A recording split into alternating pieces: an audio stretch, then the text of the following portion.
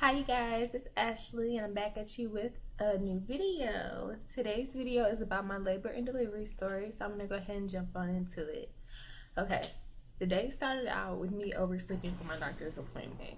I live with my mom, and so my mom initially woke me up that morning and I heard her. I went right back to sleep. I was exhausted. So my mom actually thought I was getting dressed the entire time. So by the time she came out of her room, she saw me knocked out. She was like, Ashley, wake up, we gotta go.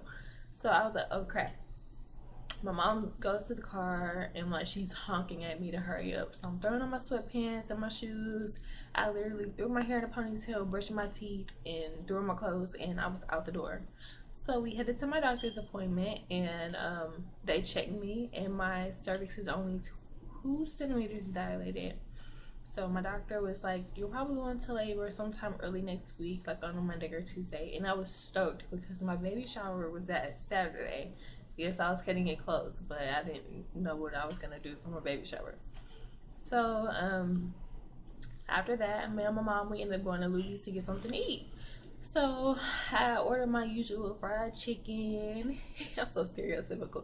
But I ordered my fried chicken, my macaroni and cheese, my spinach, and my roll, and I had a water.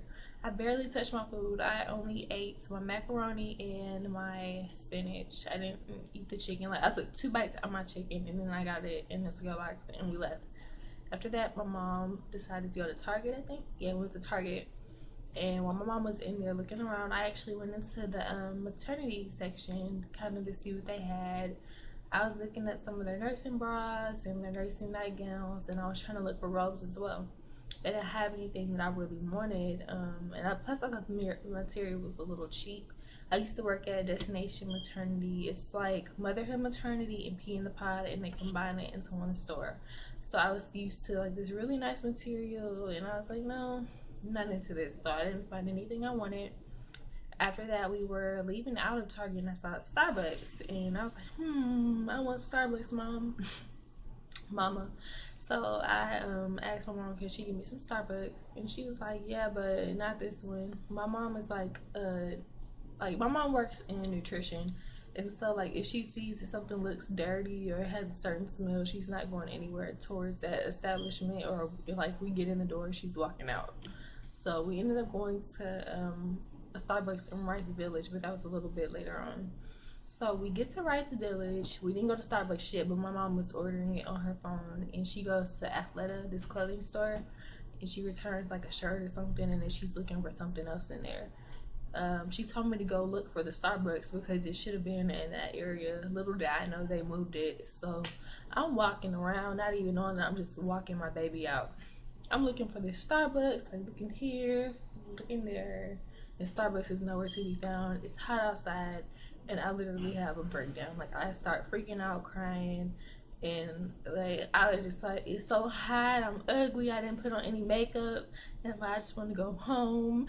I'm tired of sitting in this area, I'm tired of walking. And I actually called Josh. I complained on the phone to him how I was feeling, and he's like, it's okay, babe, stop crying, it's nothing to cry about. So I see my mom walking out of the store. I hang up. I'm like, okay, I gotta go. And I dry my tears really fast. My mom was like, did you find the Starbucks? And I was like, no. And she's like, well, I know it's over here. So my mom starts looking for the Starbucks with me, and they moved it. So we finally got in the car, drive 2 miles away, and we're at Starbucks. I go pick up our drinks. They're like half melted by this point because we ordered frappuccinos. It's hot outside. They're like melted. So we get our drinks and we go back to Rice Village. Then my mom, she went into the shoe store. She's a runner, so she was trying to find like a good pair of running shoes. We get there, and all of a sudden, like, I've been having contractions the entire time, but when I got there, it was like something that I remember about my contractions being like horribly painful. So we get there, I'm sitting down, and like everybody's looking at me like, oh, this pregnant lady, I'm just fat and big. And my mom was like, are you okay? And I'm like, yeah, it's just my contractions are like kind of intense or getting close together. She was like, okay, go ahead and call your nurse or text your nurse and see what she says. Need I remind you, I just left my doctor's appointment that morning, so I'm like, nothing changed. It had only been a few hours. I'm like, whatever. I'm thinking my mom is being dramatic. So so I didn't end up texting my nurse until a little bit later. After we left that shoe store, My mom, she went to pick up my brother's birth certificate for his passport. So we're going to the birth certificate place, and I had to use the restroom. I went to the restroom, and she was in there for like all of 2 minutes. By the time I come out the restroom, she already has his birth certificate. It's time to go. So we're walking back to the car, and my contractions are like really, really painful. So at this point, I do decide to text my nurse. So I text her in the car. My mom was like, "Hey, has your nurse gotten back to you yet?" And I'm like, "No." About that, you guys, my camera died. So we get my brother's birth certificate, we end up leaving, and then my contractions got really bad. So at that point I text my nurse, and a few minutes later she hits me back. She's like, "Come to the hospital, we're waiting for you." We were just about to get on the freeway to go home, so like that was perfect timing. We get to the hospital, my mom is waiting downstairs for me to know the verdict. So they checked me. I am at this point 3.5 centimeters dilated. So what I didn't tell you guys is that I planned a C-section. I had an elective C-section. My doctor was fine with it, and she basically said as soon as I got to 4 centimeters, I could basically have my baby. They would cut me open and get her out. So they called my doctor after I told them this, and they were waiting to see what she said since I was 3.5 centimeters dilated. My doctor called them back in like an hour. She's like, "Hey, go ahead and give it the go. We're gonna go ahead and get her out today." They come back to my room, and they start having me sign up all this paperwork and everything. They're like, "We're gonna go ahead and keep you, so call your mom, your fiance, let them know what's going on." Call my mom first. I called Joshua. He did not pick up the phone. I called him like 40 times probably. He did not pick up the phone. He was working hard.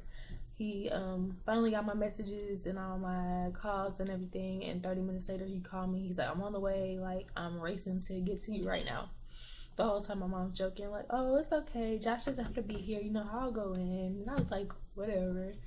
So Josh finally gets there. As soon as Josh gets there, he puts on his little scrub outfit, and then we head back to the operating room. Now Josh wasn't allowed to go into the operating room with me when I was getting my epidural, so that kind of scared me a little bit. As soon as I got my epidural, I couldn't feel anything. The epidural wasn't that bad. Like, it's like a little pinch to me, and then I feel like something cold going down your back. That's basically, some medicine. So I felt that, and then my body was instantly numb.